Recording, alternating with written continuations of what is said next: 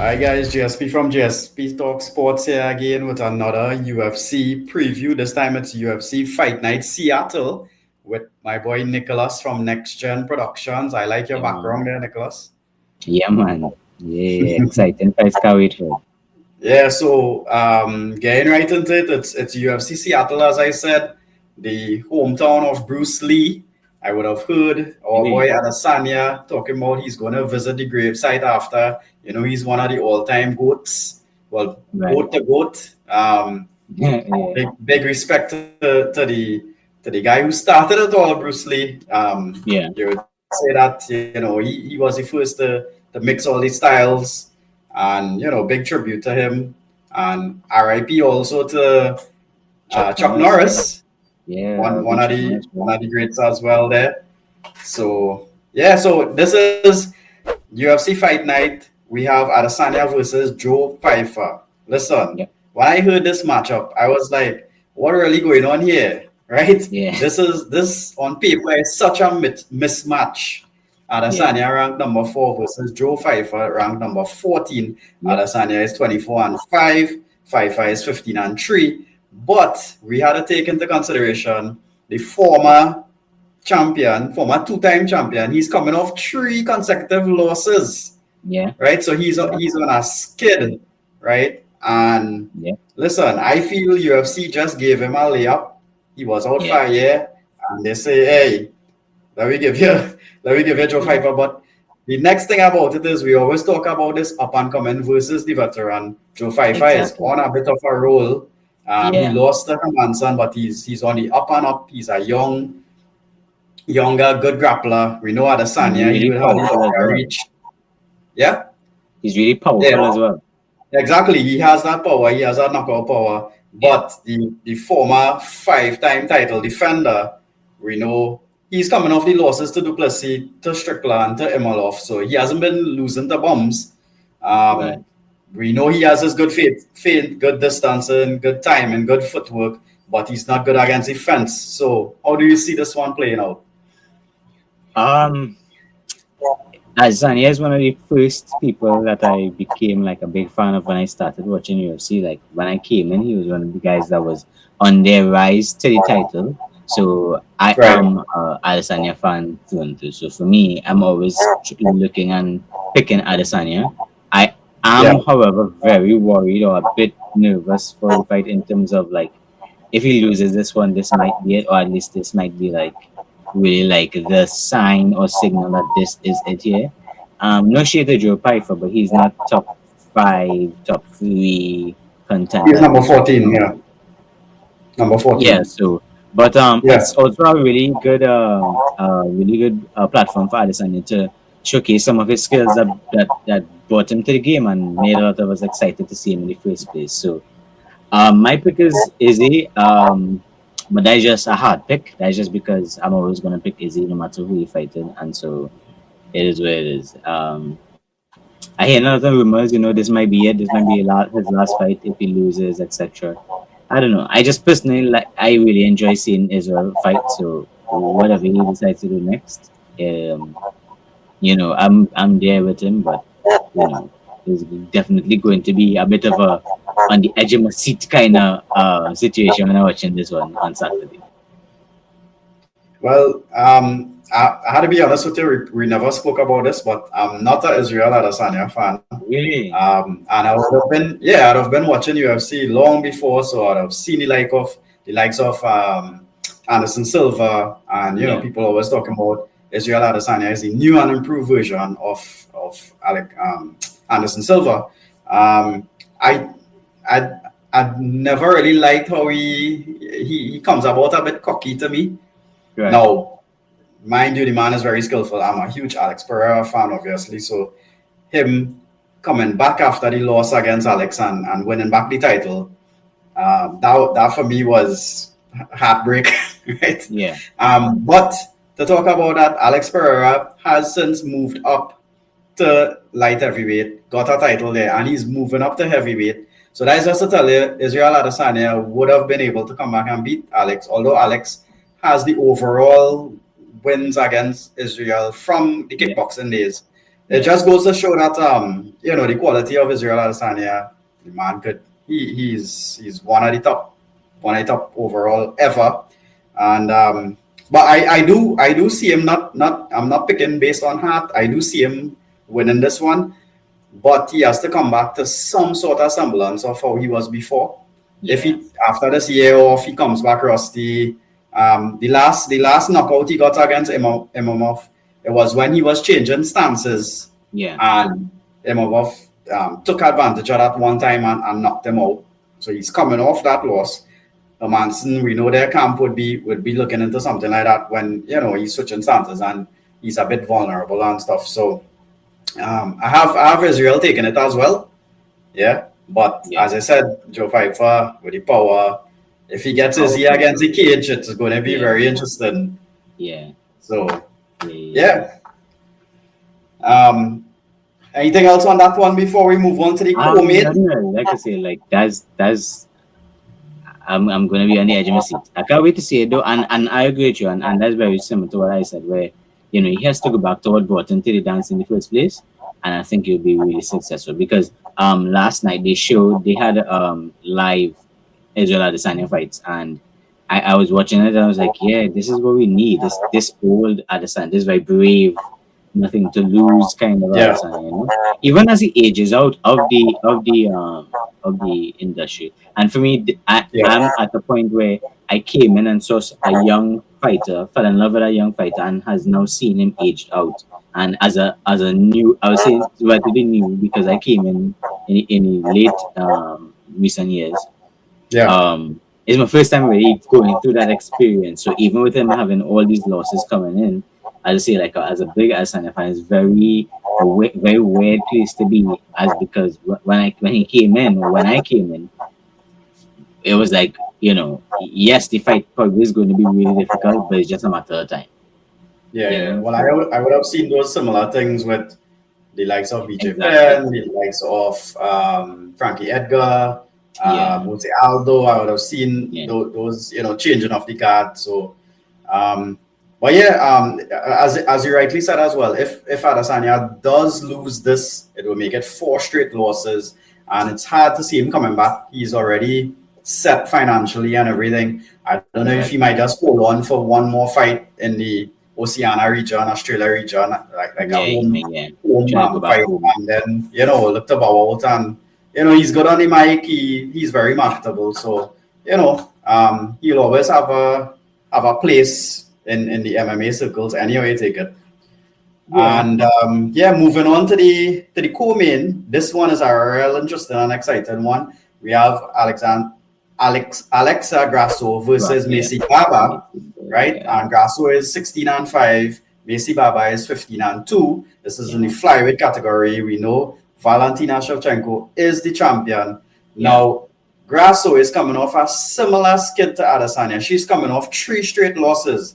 Mind you, she is one who would have beat Valentina Shevchenko previously, right? Yeah. She's a good striker, but she has to stuff the takedowns against Macy Barber.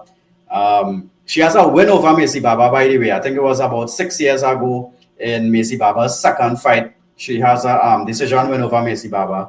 And we know Macy Barber has some issues. She has some outside the cage, physically, mentally. She had staph infection. She had, I think I can't remember what happened with her before one of the fights.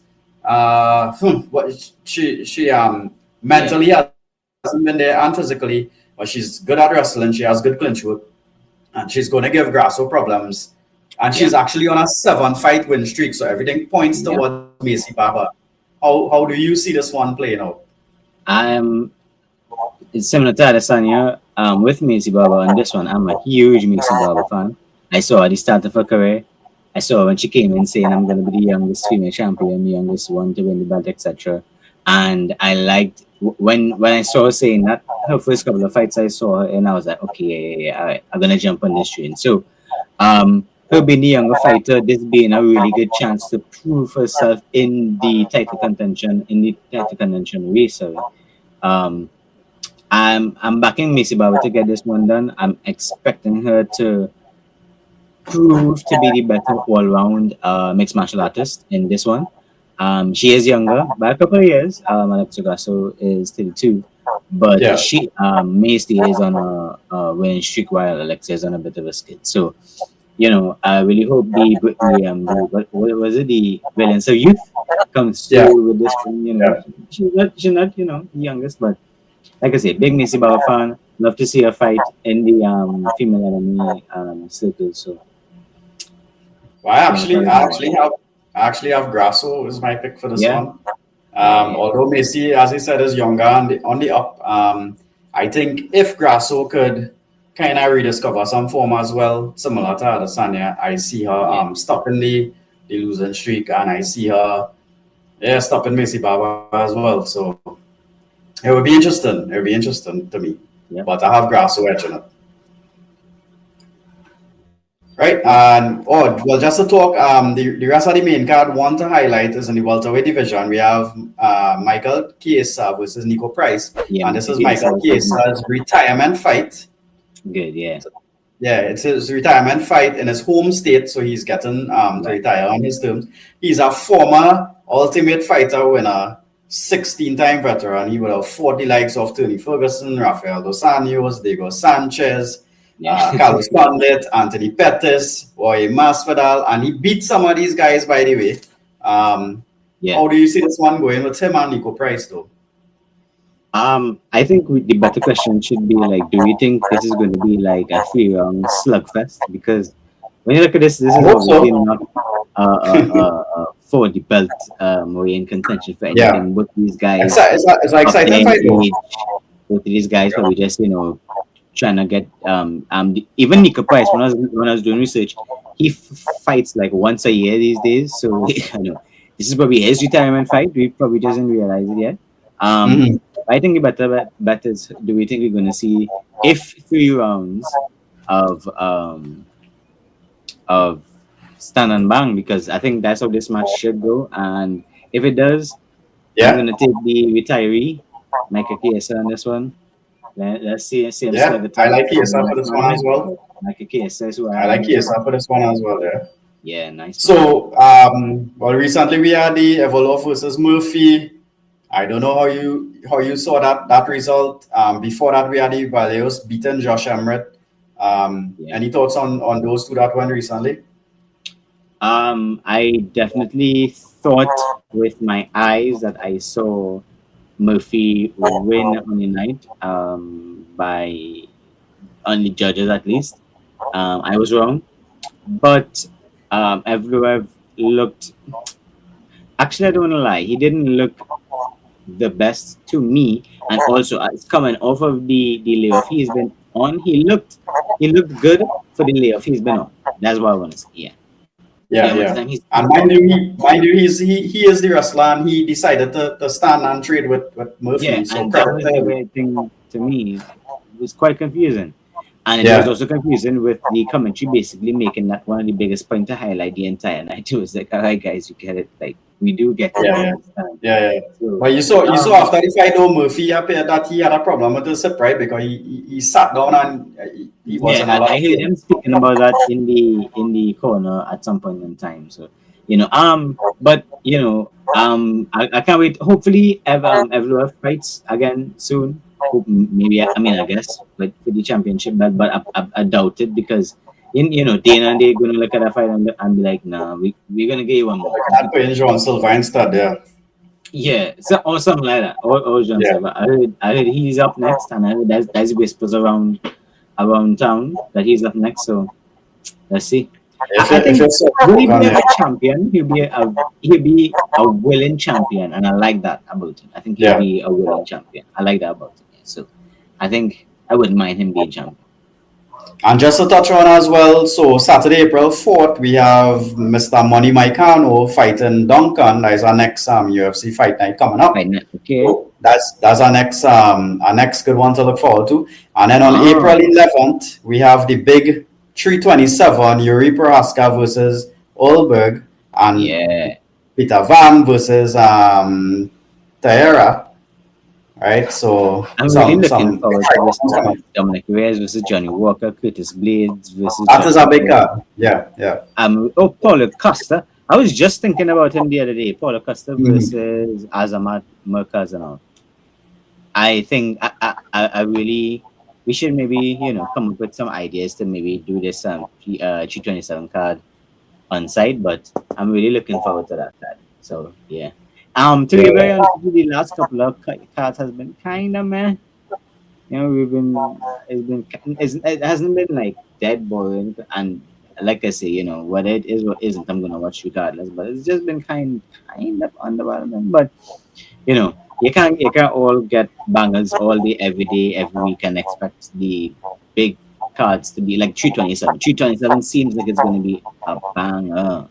You understand? Yes. I Looking think forward to that. I think what probably happened with me is there's a lot of new fighters coming up the ranks in a lot of the cards we watched recently. And like I said, when I came in Adesanya days, those are the guys I was grabbing onto. So now I need to go and look into a whole new era of fighters and find some Yeah, last fighters. week Riley with a big Yeah, performance. yeah, and So and a lot of bangers, a lot of, and that's what I like. I really, and that's my thing about I was fighting yeah. overall. The more quality fights and fighters you have, the higher quality fights you're going to have. Fighters coming up, sorry, you're going to have overall. The more tenacious they're going to be, the more skilled they're going to be, And so, with that being said, sneak peek, guys, on May the 30th, we do have another local fight card coming up. We're going to talk about it a little bit more in time to come, but Time to come again, here. May 30th, we're looking to go again. Looking Rough and forward to tough. that rough and tough. This weekend, by the way, there's local wrestling. Right. Um, Talk about it. so the local, well, in Trinidad and Tobago, there's a new push to bring back local Caribbean type, well, wrestling on the whole, Wrestling, professional yeah. wrestling, Professional and wrestling, their first big card is this Saturday at the yeah. Lions Center. So I should be passing through in that. I'm looking forward to that one because I remember when they put on a couple fights in the rough and tough, Rough and they tough, send the crowd wild with excitement. So it's definitely something to look forward to. yeah. Also, before we go, just big shout out to Unlimited Kickboxing, Coach David, Kay, and the whole team from up there. I know they've been following our stuff, so thanks a lot for the support. Yeah, shout Hits out the to them. guys, Joshua James, Donnell, K Boys Production, Next Gen Production, Yeah. Rough and Tough. Yeah. Shout out to everybody. Thanks for the support. And another one, UFC Fight Night. In the Barber. GSP and Nicholas in the bag. Let's go, Adesanya. Thank you, guys.